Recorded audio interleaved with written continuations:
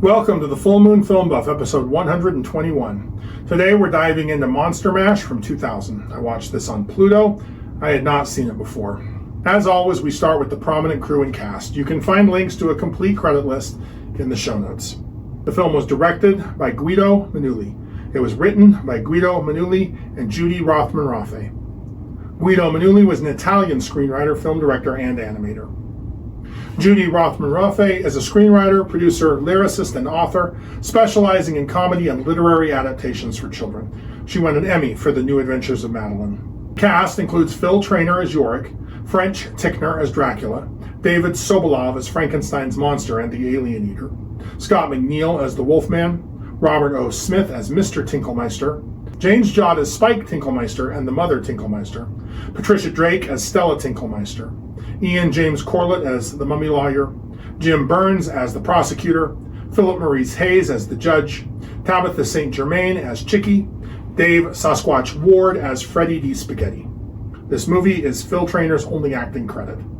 Ian James Corlett is a voice actor with over 275 credits in animation and video games. Personal favorites from his credit list include Dr. Tofu Onu in Ranma 1/2, Goku in Dragon Ball Z, and several characters on the Dinosaur Train. Robert Smith has a shorter credit list. He's noted for Janmo Sayotome on Ranma 1/2 and Guru on Dragon Ball Z. James Jodd has well over 100 voice acting credits, many of them in animation aimed at young girls. She has a ton of My Little Pony credits. Jim Burns is an actor and musician known for his resilience. After a tour of duty in Vietnam, he was in an automobile accident resulting in the amputation of both legs. He is most famous for portraying Joe Dawson in the television series Highlander. He's a blues musician who has released multiple albums. His television career included notable roles in series like MacGyver and The Beachcombers. Patricia Drake has almost 100 acting and voice acting credits. She's done many animated TV shows, but my favorite projects she's worked on are two live-action Mike Flanagan series, Midnight Mass in 2021 and The Midnight Club in 2022. David Sobolov is a voice actor best known for his roles as Gorilla Grodd in various DC media, Drax the Destroyer in various Marvel media, Kaido in One Piece, and various characters in the Transformers franchise. My favorite roles of his were the pit boss in the video game Brutal Legend and the multiple voices on Mass Effect 3. Scott McNeil has a staggering 400 plus credits and is still working. Highlights include Piccolo on Dragon Ball Z and Logan Wolverine on X-Men Evolution. French Tickner was a voice actor and live actor. He's perhaps best known as Grandpa Higurushu in Inuyasha. Philip Maurice Hayes is an actor and voice actor. Notable live-action film appearances include Unforgiven in 1992 and Powder in 1995. His most famous voice work is multiple voices on Adventures of Sonic the Hedgehog, starting in 1993. We actually see him as an actor later in this project. Tabitha St. Germain is the most high-profile voice actor in this cast. She's got over 350 credits to her name and has voiced Rarity, Granny Smith, Princess Luna, and a whole load of other characters on the cultural juggernaut My Little Pony Friendship is Magic, and sequels and movies. Other high-profile voices include Brain on Dragon Tales, Martha on Martha Speaks, and Pepper Clark on Littlest Pet Shop. Dave Squatch Ward is an actor and voice actor who's worked steadily in supporting character roles since the 90s. I can't really recommend Monster Mash except to the most dedicated monster movie completionists or to those with a fondness for campy musical numbers. The film clearly aims for a younger audience, but even by those standards, it struggles to find its footing between a horror homage and family-friendly entertainment. Now, having said that, I am glad I watched it. It raises an interesting topic and one that I look forward to exploring further in a bit. Now, originally conceived as a direct adaptation of the famous novelty song, the project evolved into a broader comedy with additional musical elements. This is not related to the live-action film Monster Mash from 1995. Now let's move on to the synopsis. A skeletal dog named Yorick tells a story about his owners.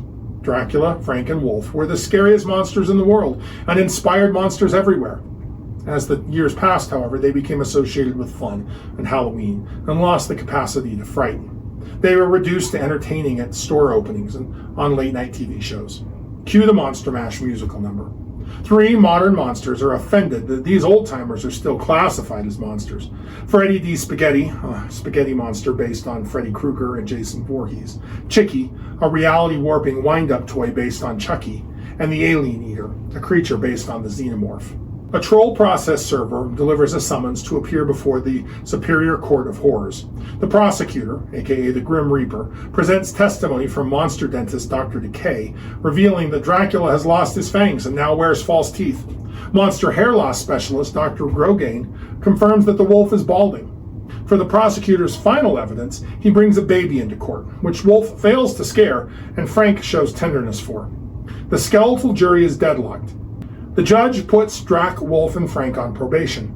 They have 24 hours to prove that they are still scary or be thrown out of the Ghoul Guild and sentenced to an eternity of entertaining at children's parties. The judge assigns the trio to scare the Tinkelmeister family, consisting of Mr. and Mrs. Tinkelmeister, their daughter Stella, and their son Spike, who communicates entirely by whistling. Cue the Waiting for Spike to Speak musical number. A bluebird spoils the trio's first attempt to scare the family. The trio fakes a contest, giving the Tinkelmeisters a trip to Transylvania. Upon bringing the family to their castle, Drac, Wolf, and Frank make multiple attempts to terrify each of them. Dad gets scared first. Cue the Heebie-Jeebie Tango musical number. The kids give the Wolfman a bath. Mom and Stella are finally scared as well, but Spike is not right in the head and is impossible to frighten. The trio gives up and confesses the situation to the Tinkelmeisters. Cue the When We Were Bad musical number. The prosecutor sends Freddy, Chicky, and the Alien Eater to make sure the trio fails, since he doesn't want to lose the case. When they attack, Drac, Wolf, Frank, and the Tinkelmeisters take refuge in the lab. The family helps the monsters get their mojo back. The powered-up trio drives off the new monsters on the block. Back in court, the prosecutor argues Drac, Wolf, and Frank failed. The Tinkelmeisters watch the proceedings on television. The judge points out that the trio did do some scaring. Spike appears as a surprise witness and speaks for the first time in defense of Drac, Wolf, and Frank. He admits that the modern monsters scared him so badly he could not speak, which is why he whistled all the time. Spike states that Freddy, Chicky, and the Alien Eater turned a putty when they met real monsters in the form of Drac, Wolf, and Frank. Moved by Spike's speech and per loophole number 381B, the judge confirms Drac, Wolf, and Frank as Ghoul Guild members for eternity. Back at the castle, Yorick announces Drac, Wolf, and Frank were inducted into the Monster Hall of Fame. After opening the Monster Mash amusement park on the castle grounds, Drac, Wolf, and Frank's desire to haunt the public returns. Tourists ride a roller coaster where they dodge Freddy's attacks, throw tomatoes at the Alien Eater, control the channels that Chicky appears on, and get scared by Drac, Wolf, and Frank. I was actually surprised to see werewolf transformations in this film. These Monster Mash movies often keep the werewolf in monster mode the whole film. Most transformations are quick, traditionally animated metamorphoses, but one is a clear homage to the brilliant transformation scene in Werewolf of London from 1935. While the movie holds a clear reverence for the classic Universal-era werewolf films, it does not spend any time spelling out the lore. There's a lot of full moon imagery, but no verbal mention of the lunar cycle. As befits a movie aimed at kids, there is no discussion of how to kill any monster. Also, for a film aimed squarely at kids, Monster Mash has a startling nostalgia for classic horror and a dismissive opinion of contemporary monsters. This is spelled out in the scene where Drac, Frank, and Wolf confess to the Tinkelmeisters and explain the situation. The trio fear they are being replaced, pushed out of the spotlight by, as Frank puts it, monsters without a history. Monsters without a soul, Dracula adds. Mrs. Tinkelmeister agrees. Monsters without charm. Wolf makes the clearest statement of the thesis, and this is a quote of an animated movie. Monsters created by toy companies, rather than arriving spontaneously from folklore or mythology, reflecting hidden archetypes filtered through the collective unconsciousness. This exposes an interesting tension between honoring the classic monster movies, making them accessible to a new generation, and understanding the evolving nature of horror iconography. Artistic and cultural trends are not static. They're dynamic, shape-shifting entities that continuously reinterpret our deepest fears.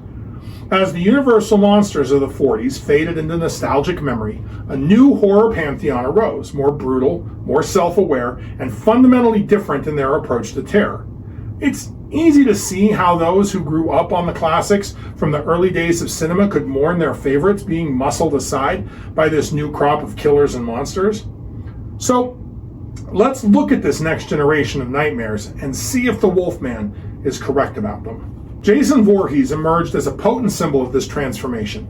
The masked killer from the Friday the 13th franchise embodies a cultural archetype of supernatural vengeance rooted in 80s slasher film mythology.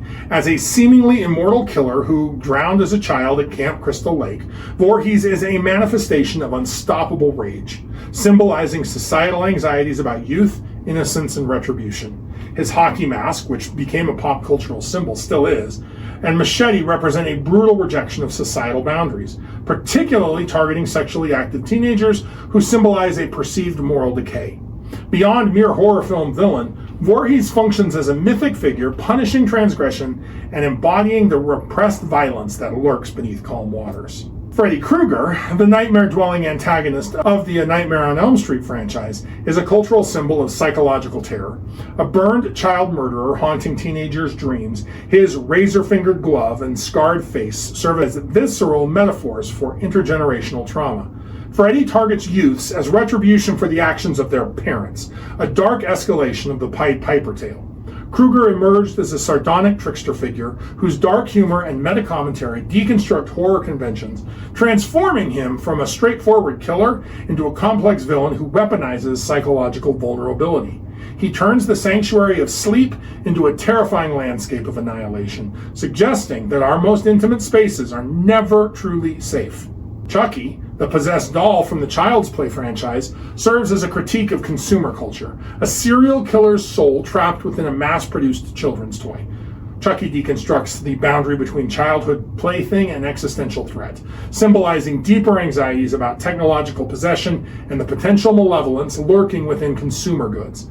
His diminutive size, combined with murderous intent, is a metaphor for the hidden violence beneath seemingly safe suburban landscapes, a subversive commentary on the manufactured innocence of consumer capitalism. The alien xenomorph deserves special consideration in this pantheon. Designed by H.R. Geiger, this creature was less a traditional monster and more a biomechanical nightmare emerging from the collective unconsciousness of industrial and sexual fears. The xenomorph is a perfect predator, exposing the human body as fragile and temporary. Where Dracula represented a forbidden sexuality, the xenomorph transforms sexual metaphors into visceral, biological horror. This extraterrestrial predator weaponizes reproduction itself, and its parasitic life cycle serves as a nightmarish metaphor for invasion, sexual violence, and the erasure of bodily autonomy. While not specifically referenced in Monster Mash, I feel like we should at least mention Michael Myers from the Halloween franchise in relation to this discussion. He epitomizes the archetypal silent predator, a distilled manifestation of pure, inexplicable evil. Another masked killer who systematically stalks and murders teens, Myers embodies a profound cultural anxiety about the potential for uncontrolled violence lurking beneath seemingly safe middle-class environments. His blank white mask and mechanical, almost supernatural persistence symbolize a radical dehumanization of violence, transforming him from a mere serial killer into a mythic representation of unstoppable, motiveless malevolence, disrupting the illusion of suburban safety and rational understanding. In some respects, he functions as a modern update to Frankenstein's monster, once human, now something entirely other. These new monsters reflected a profound cultural shift. The sympathetic monsters of the 40s, creatures trapped by circumstances beyond their control, gave way to monsters who were either deliberately malevolent or manifestations of systematic violence.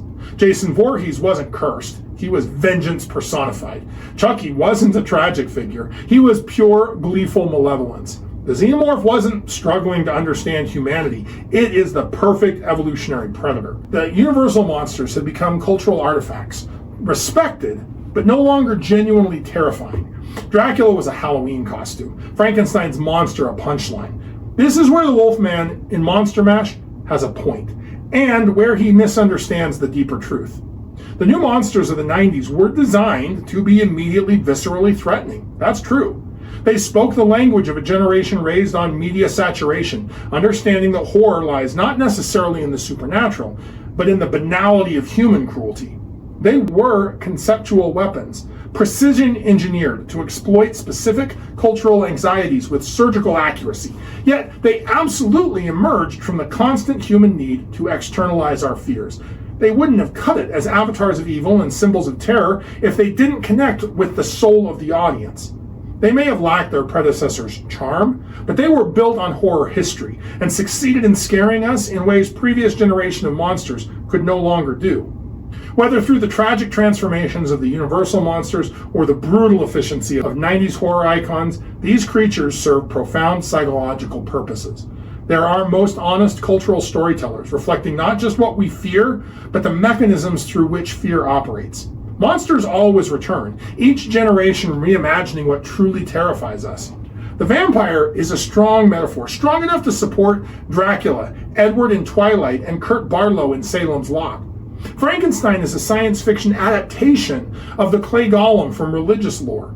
Werewolves relate to the dual nature explored in Dr. Jekyll and Mr. Hyde. These monsters will not go away. They can't go away because they are us. Our fears, our anxieties, our unspoken terrors made flesh. They evolve, they transform, but they always remain a mirror reflecting the darkest corners of human existence.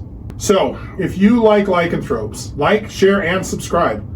Contribute your thoughts and additional observations in the comments below. Let me know what I missed or what you noticed. Next, I plan on discussing the Wolves of Cromer from 2000. Keep your eye on the moon, a silver bullet in the chamber, and we'll see you back next episode.